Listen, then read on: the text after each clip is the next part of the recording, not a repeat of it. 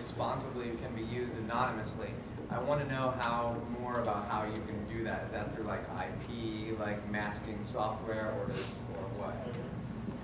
So the question is how anonymous is Bitcoin and how can you use it anonymously?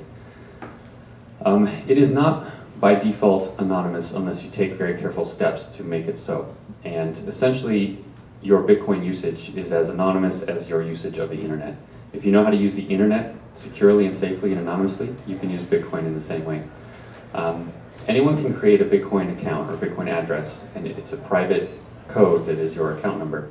If you put that code on your Facebook profile, that account number is no longer private, right? If you keep that code safe and no one ever sees it, no one can ever know what it is. So as long as you learn how to use the internet privately, you can do it with Bitcoin, but it's not by default anonymous. And this catches some people up. Again, it goes back to the personal responsibility. So this might sound familiar to you. Yeah, you can buy drugs online, you can gamble, you can do all sorts of things online. I hadn't heard that. Well, with Bitcoin, you can't go out and buy groceries. Now that being said, the Bitcoin debit card that you guys are working on, what's the status? Charlie, you want to answer this one? No more leaks. So the question was, you can't buy your groceries with it yet, but you can buy drugs with it. And also, where's the debit card from BitInstant? We'll go with the first question first. So Bitcoin is money, and it can be used wherever someone accepts it.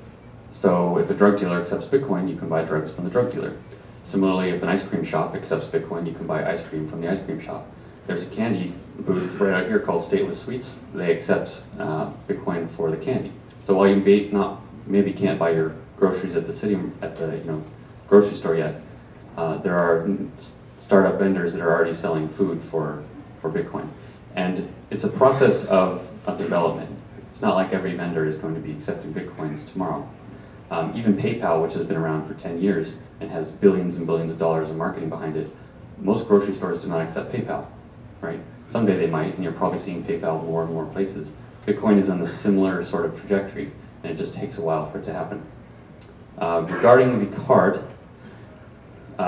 it's essentially a debit card that we're working on, which is a normal Visa or MasterCard. You can spend it at any store. It's denominated in dollars or euros if you're in a different country. And the way that you fund it is by sending Bitcoins to the card, which we then convert into dollars for it.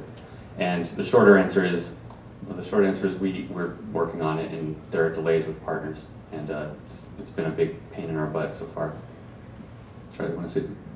Yeah, I leaked it. I leaked the information, which was not that smart of me, at like a 3 in the morning IRC chat.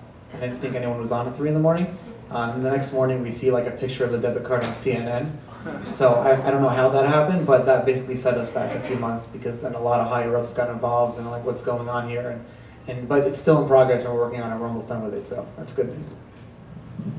It's actually a competitor to BitInstant, but I think it's worth knowing there's actually a company called OKPay.com. You can order a prepaid credit card from them right now that you can fund with Bitcoins. So. Can you transfer money from PayPal to buy Bitcoin to an account? No one who knows what they're doing will sell you Bitcoins for PayPal. And the reason is a Bitcoin transaction is not reversible. So once I send you my Bitcoins, it's a done transaction. You have them safely. But when you pay me with PayPal, you can go back the next day and call up PayPal and say, that was a scam. Please give me my PayPal back. They will then take the PayPal dollars from me and I'll be out the Bitcoins. So that's the reason. It's for the same reason you can't buy with credit cards online. And this has made adoption difficult because most people want to just go on the internet, pull out their credit card and buy Bitcoin. And you can't do that. And the reason is Bitcoin is such a superior money system that combining it with these inferior, decrepit, ancient networks that were built in the 50s and 60s is a recipe for disaster. So it's almost so perfect that it's not compatible with the rest of everything, and that's sort of been a problem. How do you get dollars to? How do you get Bitcoins? Yeah, how do you transfer dollars to an account where you can switch backwards and forwards? Okay, so how do you buy Bitcoins? This is what everyone sort of asks once they're into it, like how do I buy some?